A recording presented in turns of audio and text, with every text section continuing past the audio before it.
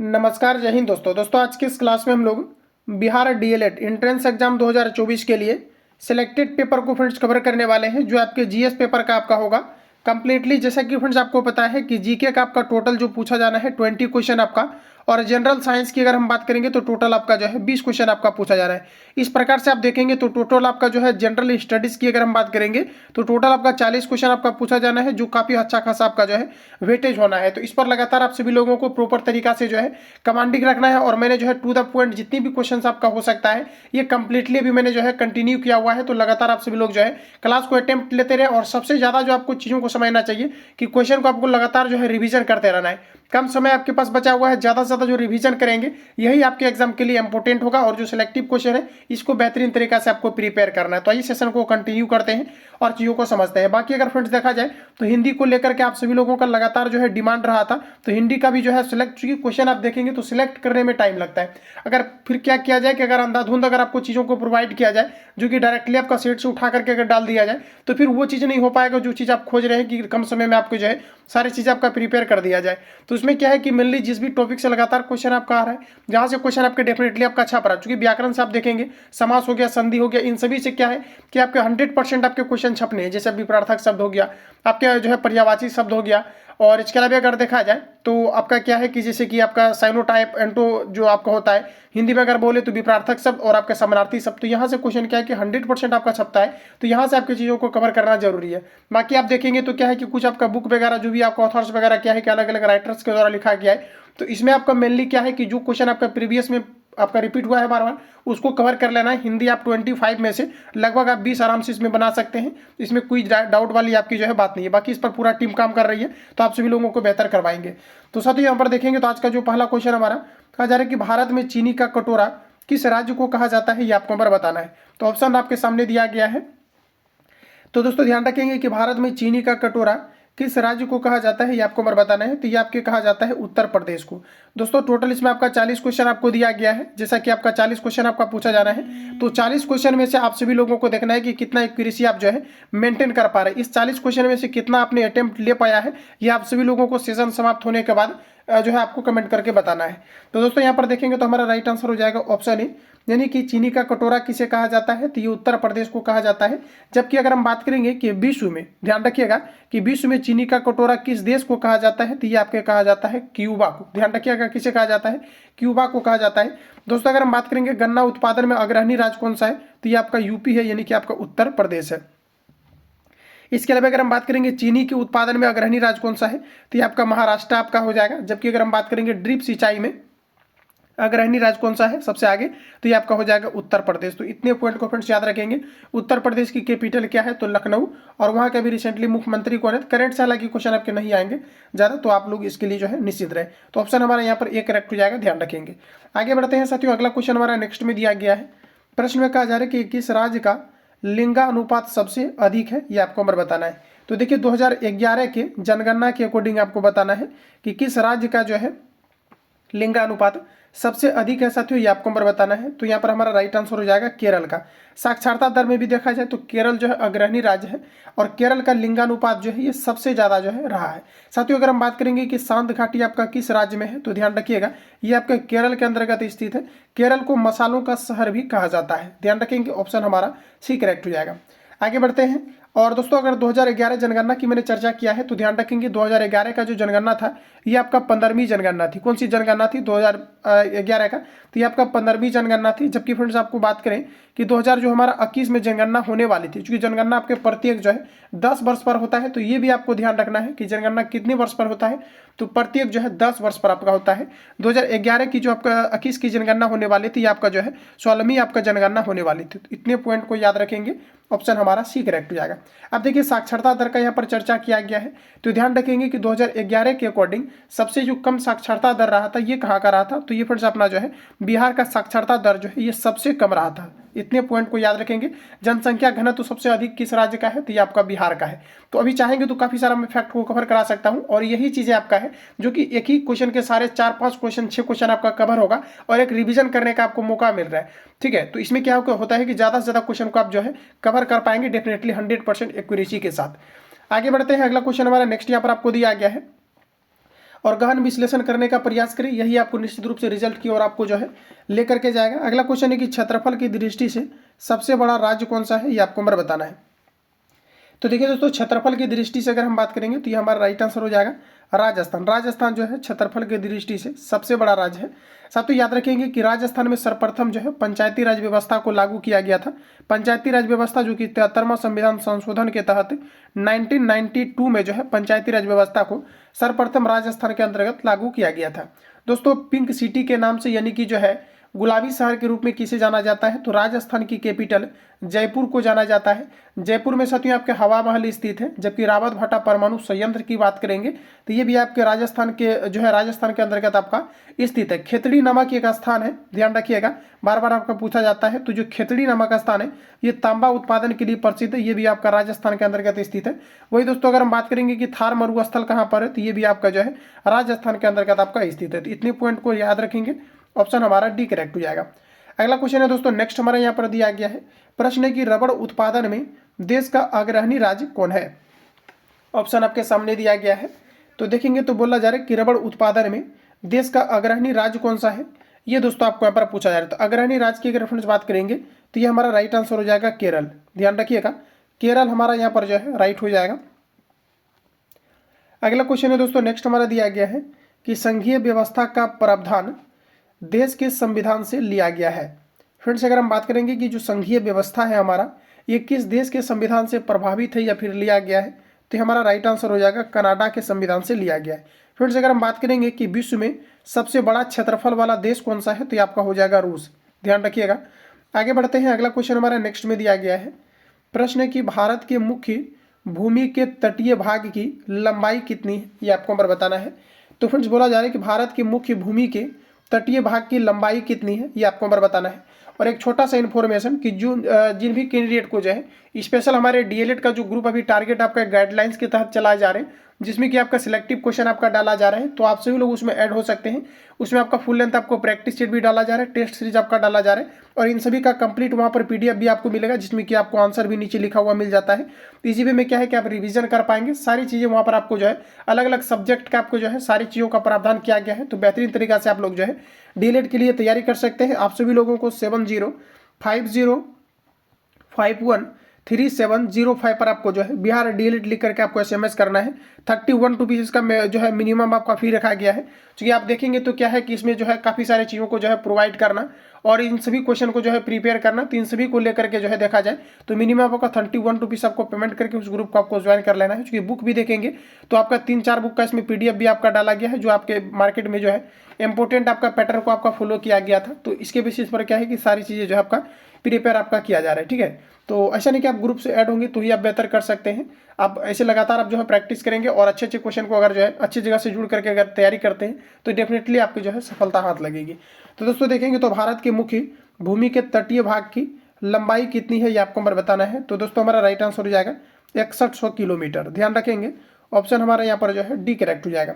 अगला क्वेश्चन है दोस्तों, नेक्स्ट हमारा दिया गया है कि पेरियार नदी किस राज्य में बहती है।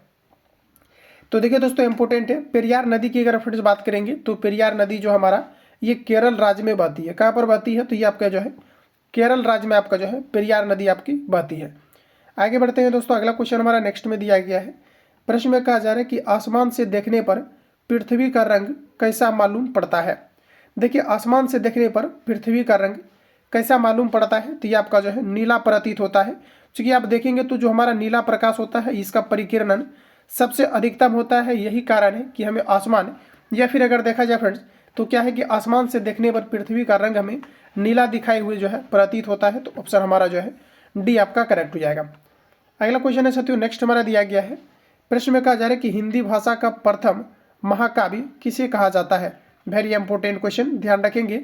हिंदी भाषा का प्रथम महाकाव्य किसे कहा जाता है, ये आपको नंबर बताना है। तो ये कहा जाता है फ्रेंड्स आपका पृथ्वीराज रासो को कहा जाता है। ध्यान रखिएगा, किसे कहा जाता है, तो पृथ्वीराज रासो को हिंदी भाषा का प्रथम महाकाव्य के रूप में जाना जाता है। अगला क्वेश्चन है साथियों, नेक्स्ट हमारा दिया गया है हेलमेट कप किससे संबंधित है।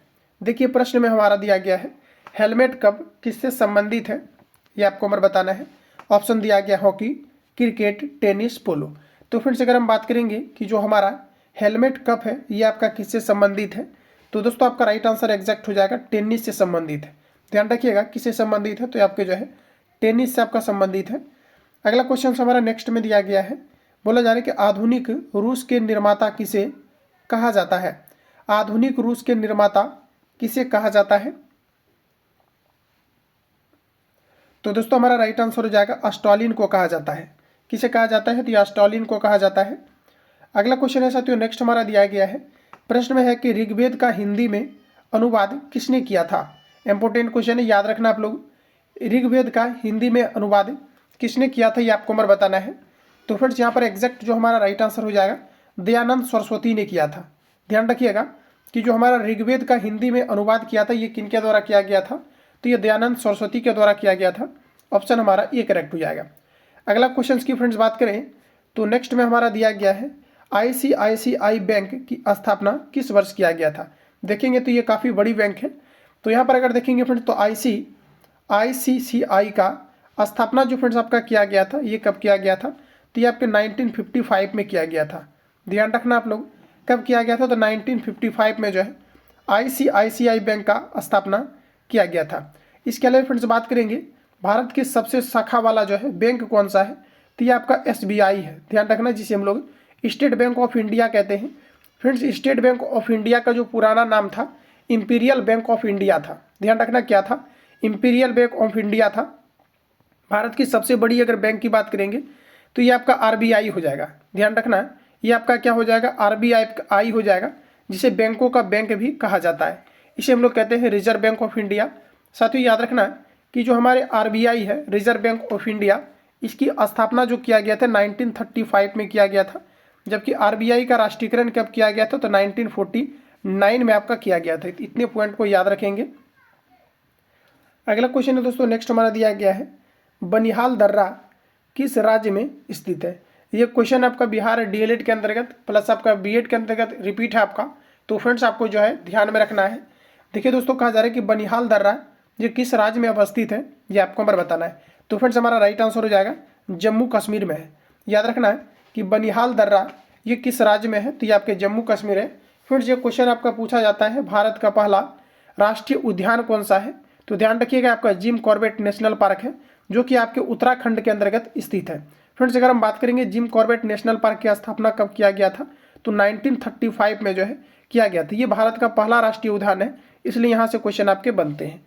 आगे बढ़ते हैं फ्रेंड्स। अगला क्वेश्चन हमारा दिया गया है, कहा जा रहा है कि जगन्नाथ मंदिर को किस वंश के शासक ने बनवाया था? देखिए जगन्नाथ मंदिर को किस वंश के शासक ने बनवाया था फ्रेंड्स, ये आपको हमारा बताना है। तो ये जो है आपका गंग वंश ने बनवाया था। किनके द्वारा बनवाया गया था? तो जगन्नाथ मंदिर को किस शासक ने बनवाया था? तो ये फ्रेंड्स आपका जो है गंग वंश के द्वारा बनवाया गया था। ऑप्शन हमारा डी करेक्ट हो जाएगा। अगला क्वेश्चन की दोस्तों बात करें तो नेक्स्ट हमारा दिया गया है, प्रश्न में आप देखेंगे तो यहाँ पर आपको बोला जा रहा है, कहा जा रहा है कि अभ्युदय समाचार पत्र का संबंध किससे है? देखिए अभ्युदय समाचार पत्र का संबंध किससे है ये फ्रेंड्स आपको बताना है। तो हमारा राइट आंसर हो जाएगा मदन मोहन मालवीय से है। देखिए बोला जा रहा है कि अभ्युदय समाचार पत्र का संबंध किससे है? तो मदन मोहन मालवीय से है। ऑप्शन हमारा जो है ए करेक्ट हो जाएगा। नेक्स्ट क्वेश्चन की फ्रेंड्स बात करें तो कहा जा रहा है कि बुर्जिल दर्रा, ठीक है, बोला जा रहा है कि बुर्जिल दर्श जो है किस राज्य में अवस्थित है? ये देखिए आपका बुर्जिल दर्रा करके भी आपका पूछा जाता है। तो साथियों याद रखेंगे आप सभी लोग कि ये जो हमारा है ये भी आपका जो है जम्मू कश्मीर के अंतर्गत स्थित है। इंपॉर्टेंट है ये सभी जितने भी आपका जो है क्या है कि जैसे कि जितने भी मैंने क्वेश्चन आपको प्रोवाइड किया है, जहाँ से क्वेश्चन आपका डेफिनेटली उठाया गया है, तो वहाँ से क्या है कि देखेंगे तो लगातार आपका क्वेश्चन उठाया गया है। तो वहाँ से क्या है कि सिस्टमेटिक तरीका से जितने भी क्वेश्चन आपका बन सकता है उससे रिलेटेड आपका इंपॉर्टेंट इन सभी को मैंने जो है कवर किया हुआ है। तो फ्रेंड्स आप देखेंगे तो बुर्जिल दर्रा किस राज्य में है ये आपको हमारा बताना है। तो हमारा राइट आंसर हो जाएगा जम्मू कश्मीर। ऑप्शन सी हमारा राइट हो जाएगा।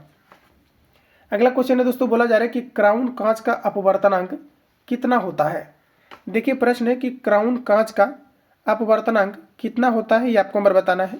तो दोस्तों हमारा राइट आंसर हो जाएगा 1.52 होता है। देखिए क्राउन कांच का अपवर्तनांक कितना होता है? तो 1.52 होता है। ऑप्शन हमारा सी करेक्ट हो जाएगा। अगला क्वेश्चन की दोस्तों बात करें तो कहा जा रहा है कि राजस्थान का हृदय किसे कहा जाता है? बताइएगा आप लोग राइट आंसर क्या हो जाएगा। फ्रेंड्स बोला जा रहा है कि राजस्थान का हृदय किसे कहा जाता है, ये आपको नंबर बताना है। तो दोस्तों राजस्थान के हृदय की अगर मैं यहाँ पर बात करूँ तो ये आपका राइट आंसर हो जाएगा अजमेर को कहा जाता है। ध्यान रखना, राजस्थान का हृदय किसे कहा जाता है, तो दोस्तों आपका राइट आंसर हो जाएगा अजमेर को कहा जाता है। दोस्तों आप सभी लोगों का काफ़ी ज़्यादा डिमांड है कि लाइव अगर जो है लाइव पढ़ाया जाए, तो आप सभी लोगों को आज जो है 8 बजे आप सभी लोगों को जो है ठीक है, तो 8 बजे आप सभी लोगों को जो है आज इवनिंग टाइम में आपको जो है जुड़ जाना है लाइव के लिए। जो है आपका सॉरी यहाँ पर मैंने गलत लिख दिया, 8 बजे आप सभी लोगों को जो है लाइव के लिए जुड़ जाना है। PM में आप सभी लोगों को जो है लाइव के लिए आपको जो है ऐड हो जाना है। तो अगला क्वेश्चन के साथ ये बात करेंगे, तो राजस्थान का हृदय किसे कहा जाता है, ये चीज़ें आपको यहाँ पर पूछा जा रहा है। तो राजस्थान की जो हृदय कहा जाता है ये आपका जो है अजमेर को कहा जाता है। ऑप्शन हमारा जो है बी करेक्ट हो जाएगा। अगला क्वेश्चन है दोस्तों दिया गया है, प्रश्न हमारा कहा जा रहा है कि LIC की स्थापना किस वर्ष की गई, तो बताइए आप लोग राइट आंसर क्या हो जाएगा। लाइफ इंश्योरेंस कॉर्पोरेशन की स्थापना किस वर्ष साथियों किया गया था, ये आपको नंबर बताना है। तो हमारा राइट आंसर हो जाएगा 1956 में किया गया था। याद रखेंगे आप लोग कि जो हमारा LIC की स्थापना किया गया है ये किस वर्ष आपका किया गया है, तो 1956 में किया गया है। ऑप्शन जो है सी हमारा राइट हो जाएगा। अगला क्वेश्चन है दोस्तों नेक्स्ट हमारा दिया गया है कि भारत में पंचायती राज व्यवस्था सबसे पहले राजस्थान के किस जिला में शुरू किया गया था। तो मैंने आपको बताया था कि जो पंचायती राज व्यवस्था है ये जो है किस राज्य में लागू किया गया था, तो सर्वप्रथम राजस्थान के अंतर्गत किया गया था। फ्रेंड्स याद रखेंगे कि ये कब किया गया था, तो ये आपका 1992 में किया गया था। दोस्तों अगर ये पूछा जाता है कि पंचायती राज व्यवस्था को कब संवैधानिक स्वरूप मिला, तो ध्यान रखेंगे जो है आपका 73वां संविधान संशोधन के तहत क्या है कि पंचायती राज व्यवस्था को 1992 में जो है संवैधानिक स्वरूप मिला। तो साथियों यहाँ पर हमारा जो राइट आंसर हो जाएगा ये नागौर में जो है सर्वप्रथम राजस्थान के अंतर्गत जो है क्या है कि पंचायती राज व्यवस्था को लागू किया गया था। फ्रेंड्स याद रखेंगे पंचायती राज व्यवस्था जो है ये आपका त्रिस्तरीय है, जिसमें कि ग्राम पंचायत, पंचायत समिति और जिला परिषद आते हैं। पंचायती राज व्यवस्था जो है ये आपका राज्य सूची का विषय है। तो इतने पॉइंट को याद रखेंगे, ऑप्शन ए हमारा राइट हो जाएगा। अगला क्वेश्चन दोस्तों आपके सामने दिया गया है, प्रश्न है कि अलकनंदा और मंदाकिनी संगम का संबंध किस प्रयाग से है। तो देखिए बोला जा रहा है कि अलकनंदा और मंदाकिनी संगम का संबंध किस प्रयाग से है, ये फ्रेंड्स आपको बताना है। तो ये हमारा राइट आंसर हो जाएगा रुद्र प्रयाग से, यानी ऑप्शन हमारा जो है डी करेक्ट हो जाएगा। अगला क्वेश्चन है फ्रेंड्स नेक्स्ट हमारा दिया गया है, बोला जा रहा है कि IDBI बैंक की स्थापना किस वर्ष की गई। देखिए IDBI बैंक की स्थापना किस वर्ष की गई ये आपको नंबर बताना है। तो एग्जैक्ट अगर फ्रेंड्स बात करेंगे हम लोग तो ये आपका जो है 1964 में जो है IDBI बैंक की स्थापना आपका किया गया था। आगे बढ़िए, अगला क्वेश्चन हमारा नेक्स्ट में दिया गया है, प्रश्न कहा जा रहा है कि भागीरथी और अलकनंदा का संबंध किस प्रयाग से है। फ्रेंड्स बोला जा रहा है कि भागीरथी और अलकनंदा का संबंध किस प्रयाग से है, ये आपको नंबर बताना है। क्वेश्चन आपके इंपॉर्टेंट है तो ध्यान देंगे आप लोग। राइट आंसर जो हो जाएगा देव प्रयाग से आपका हो जाएगा। प्रश्न हमारा बोला जा रहा है यहाँ पर आपका कि भागीरथी और अलकनंदा का संबंध किस प्रयाग से है। फ्रेंड्स ये आपको नंबर बताना है। तो ये आपका राइट आंसर हो जाएगा देव प्रयाग से है। ऑप्शन आपका ये करेक्ट हो जाएगा। सभी क्वेश्चंस में आपको अटेम्प्ट लेना है, 2 से 3 सेकंड का आपको टाइम लेना है और सभी क्वेश्चन में आपको अटेम्प्ट लेना है, जो आपके कॉन्फिडेंस लेवल को इंक्रीज करेगा। तो प्रश्न हमारा कहा जा रहा है कि भारत की संसदीय शासन व्यवस्था किस देश के अनुरूप है।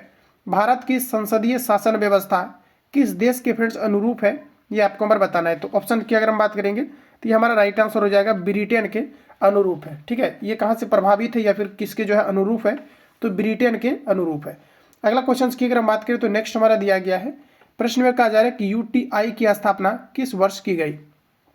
देखिए दोस्तों बात करें हम लोग कि UTI की स्थापना जो है किस वर्ष किया गया था, ये आपको नंबर बताना है। फ्रेंड्स देखिए UTI की जो स्थापना आपका किया गया था ये आपका जो है 1964 में किया गया था। ध्यान रखेंगे IDBI जब बैंक की स्थापना हुआ था उसी समय आपका UTI की भी स्थापना किया गया है। ऑप्शन हमारा ये करेक्ट हो जाएगा। अगला क्वेश्चन दिया गया है, अगला क्वेश्चन फ्रेंड्स नेक्स्ट हमारा कहा जा रहा है कि 8 डिग्री चैनल किसके साथ बोला जा रहा है कि किसके बीच अवस्थित है।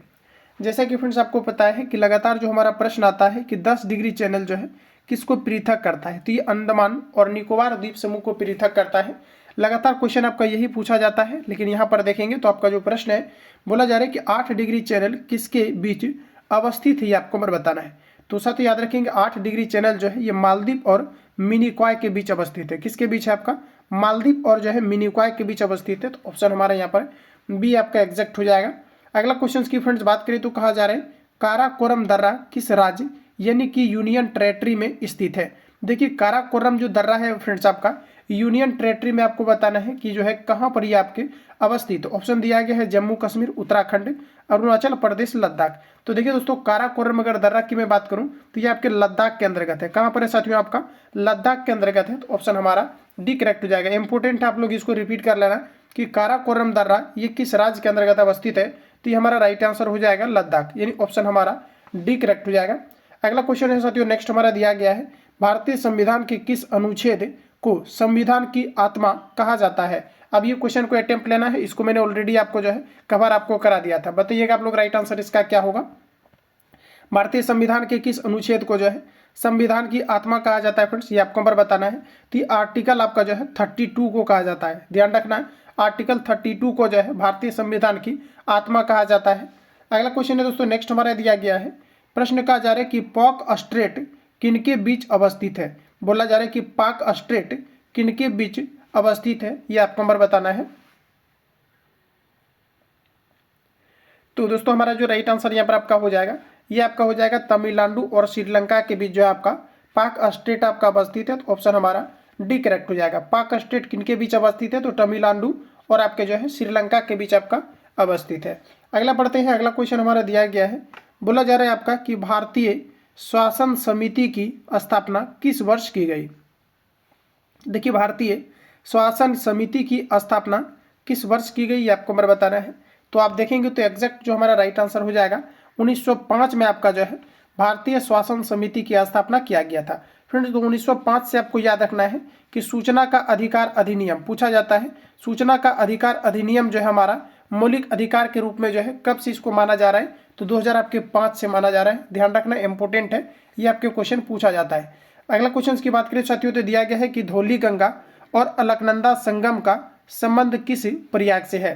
देखिए धौली गंगा और अलकनंदा संगम का बोला जा रहा है कि संबंध जो है ये किस प्रयाग से है, इन चीज़ों के बारे में आपको बताना है। तो एग्जैक्ट अगर देखेंगे तो ये आपका राइट आंसर हो जाएगा विष्णु प्रयाग से। अगर आपको नदी के संगम से क्वेश्चन अगर उठाया जाता है तो यहीं से क्वेश्चन आपके जो है आएंगे। ऑप्शन आपका यहाँ पर सी आपका करेक्ट हो जाएगा।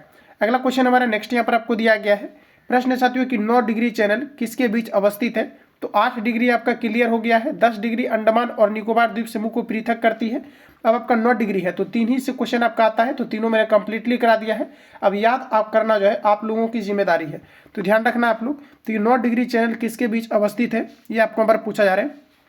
तो ये फ्रेंड्स हमारा राइट आंसर हो जाएगा लक्षद्वीप और मिनिकॉय के बीच जो है आपका अवस्थित है। इसलिए आप सभी लोगों को फटाफट इस नंबर पर SMS करके आपको ग्रुप को ज्वाइन कर लेना है, जहां पर कि कंप्लीटली आप सभी लोग सभी PDF को फटाफट आप सभी लोग जो है रिवीजन करते रहेंगे, जो कि आपके एग्जाम के लिए इंपॉर्टेंट होगा फ्रेंड्स। तो लक्षद्वीप और मिनिकॉय आपका यहाँ पर राइट आंसर हो जाएगा। अगला क्वेश्चन की साथियों बात करें तो नेक्स्ट हमारा दिया गया है हिरोशिमा पर पहला परमाणु बम विस्फोटक कब हुआ था। तो देखिए हिरोशिमा पर जैसा कि आपको पता है कि सर्वप्रथम जो है अमेरिका के द्वारा जो परमाणु विस्फोट किया गया था ये आपका कब किया गया था। तो ये आपका जो है 6 अगस्त 1945 को जो है हिरोशिमा पर गिराया गया था। जबकि फ्रेंड्स आप देखेंगे तो फिर क्या है कि 9 अगस्त को कब गिराया गया था। फिर अगर आप देखेंगे तो क्या है कि आपका 9 अगस्त जो है 9 अगस्त 1945 को फिर क्या है इन्होंने नागासाकी पर भी जो है परमाणु हमला को किया था। तो जो हमारा क्या है कि जैसे कि अगर आपको ये पूछा जाता है कि जो है अमेरिका के द्वारा हिरोशिमा जो कि हमारा कहाँ पर है तो जापान के अंतर्गत स्थित है, ये जो है कब परमाणु हमला किया गया था तो 6 अगस्त 1945 को हिरोशिमा पर। जबकि अगर हम बात करेंगे 9 अगस्त 1945 को तो पुनः जो है नागासाकी पर इन्होंने जो है परमाणु हमला को किया था। तो ऑप्शन आपका यहाँ पर ए करेक्ट हो जाएगा। अगला क्वेश्चन की दोस्तों बात करें तो कहा जा रहा है कि शिल्पकिला दर्रा किस राज्य में है। शिल्पकिला दर्रा किस राज्य के अंतर्गत स्थित है। तो दोस्तों ध्यान रखेंगे शिल्पकिला दर्रा की अगर यहाँ पर मैं बात करूँ तो आपका एग्जैक्ट आंसर जो हो जाएगा हिमाचल प्रदेश के अंतर्गत अवस्थित है। बताइएगा साथियों कि शिल्पकिला जो है आपका शिल्पकिला दर्रा ये किस राज्य के अंतर्गत जो है तो ये आपका हिमाचल प्रदेश हो जाएगा।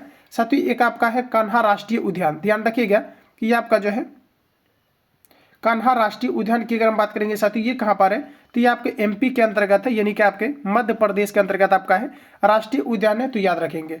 अगला क्वेश्चन हमारा नेक्स्ट दिया गया है अलकनंदा और पिंडार संगम का संबंध किस प्रयाग से है। अलकनंदा और पिंडार संगम का संबंध किस प्रयाग से है फ्रेंड्स, ये आपको नंबर बताना है। तो यहाँ पर अगर देखेंगे तो हमारा राइट आंसर हो जाएगा कर्ण प्रयाग से है। कहाँ से आपका, तो कर्ण प्रयाग से है। अलकनंदा और पिंडार संगम का संबंध किस राज्य से है, तो सॉरी किस प्रयाग से है, तो कर्ण प्रयाग से है। ऑप्शन हमारा सी करेक्ट हो जाएगा। अगला क्वेश्चन की दोस्तों बात करें तो नेक्स्ट दिया गया है 10 डिग्री चैनल किसके बीच अवस्थित है, ये आपको नंबर बताना है। तो रिवील मैंने आपको करा दिया है, तीनों यहाँ से आपका क्लियर आपका हो जाता है। तो आप देखेंगे तो 10 डिग्री चैनल जो है कि ये किसको पृथक करती है, ये आपको हमारा पूछा जा रहा है। तो 10 डिग्री चैनल की फ्रेंड्स बात करेंगे तो अंडमान और निकोबार द्वीप समूह के जो है पृथक करता है। ये आपका थोड़ा ज़्यादा इंपॉर्टेंट हो जाता है। तो याद रखना कि 10 डिग्री चैनल जो है किसके मध्य अवस्थित है फ्रेंड्स, या किसको पृथक करता है, तो अंडमान और निकोबार को जो है पृथक करती है। तो ऑप्शन आपका जो है बी करेक्ट हो जाएगा। अगला क्वेश्चन है दोस्तों दिया गया है, बोला जा रहा है कि मुगल काल के किस चित्रकार को पूर्व का राफेल कहा जाता था। देखिए फ्रेंड्स बात करें हम लोग कि मुगल काल के किस चित्रकार को पूर्व का राफेल कहा जाता था, यह आपको हमारा पूछा जा रहा है। तो साथियों ये कहा जाता आपका बिहजाद को कहा जाता था। बिहजाद को जो है पूर्व का राफेल कहा जाता था। ऑप्शन आपका ये करेक्ट हो जाएगा। आगे बढ़िए साथियों, अगला क्वेश्चन हमारा दिया गया है, प्रश्न है कि नीति दर्रा भारत के किस राज्य में अवस्थित है। देखिए बताना है कि जो हमारा नीति दर्रा है ये भारत के किस राज्य के अंतर्गत अवस्थित है, ये आपको हमें बताना है। ऑप्शन दिया गया है सिक्किम, हिमाचल प्रदेश, अरुणाचल प्रदेश, उत्तराखंड। तो देखिए दोस्तों जो हमारा नीति दर्रा है ये भारत के जो है उत्तराखंड के अंतर्गत स्थित है। कहाँ पर है आपका, तो उत्तराखंड के अंतर्गत जो है आपका स्थित है। ऑप्शन हमारा जो है डी करेक्ट हो जाएगा। आगे बढ़ते हैं। अगला क्वेश्चन हमारा दिया गया है कि विश्व पर्यावरण संरक्षण दिवस कब मनाया जाता है। देखिए दोस्तों बोला जा रहा है विश्व पर्यावरण संरक्षण दिवस कब मनाया जाता है। तो साथियों प्रत्येक वर्ष विश्व पर्यावरण संरक्षण दिवस के रूप में 26 नवंबर को सेलिब्रेट किया जाता है। ध्यान रखेंगे 26 नवंबर को विश्व पर्यावरण संरक्षण दिवस के रूप में सेलिब्रेट किया जाता है। ऑप्शन हमारा जो है डी आपका राइट हो जाएगा। तो फ्रेंड्स इसमें 40 क्वेश्चन मैंने जो है कंप्लीटली आपको रिवील करा दिया है। आप सभी लोगों को एक्यूरेसी बताना है कि सिलेक्टिव क्वेश्चन में से कितना एक्यूरेसी आप जो है निश्चित रूप से आप मेंटेन कर पाए थे, ठीक है। और जिससे कि मुझे पता चले कि कितना एक्यूरेसी आप लोग जो है मेंटेन कर पा रहे हैं। बाकी किसी प्रकार का डाउट या संशय हो तो कमेंट बॉक्स में आप लोग अपना फीडबैक देंगे। बाकी मिलते हैं नेक्स्ट सेशन में। जो लोग चैनल पर पहली बार विजिट किए हैं चैनल को सब्सक्राइब करके बेल आइकन को प्रेस कर लेना। घंटी का जो आइकॉन आपको दिखता है चैनल को सब्सक्राइब करने के बाद उसको आपको प्रेस करना है ताकि जब क्लास अपलोड हो तो नोटिफिकेशन आपको टाइम टू टाइम मिलते रहे। बाकी मिलते हैं नेक्स्ट क्लास में, तब तक के लिए जय हिंद, बेस्ट ऑफ लक।